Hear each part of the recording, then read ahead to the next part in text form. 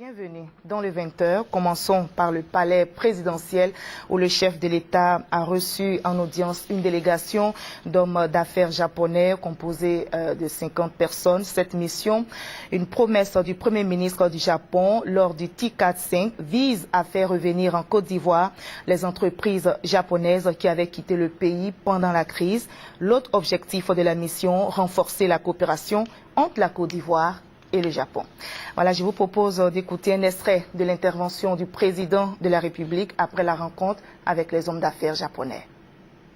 Quand nous étions à Yokohama, j'ai rencontré le Premier ministre Abe. Il nous avait dit effectivement qu'il organiserait la visite d'une délégation d'hommes et de femmes d'affaires japonais qui pourraient venir ici pour nous rencontrer, échanger avec nous, et donc c'est chose faite et je m'en réjouis.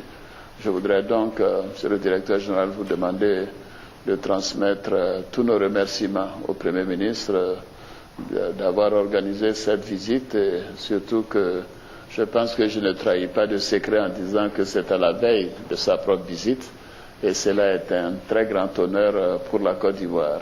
Et puis, 2 ans, la Côte d'Ivoire est maintenant sortie de crise, la situation est normalisée et je peux vous dire que nous sommes véritablement prêts à offrir aux investisseurs un climat non seulement de paix et de sécurité, mais un meilleur environnement des affaires.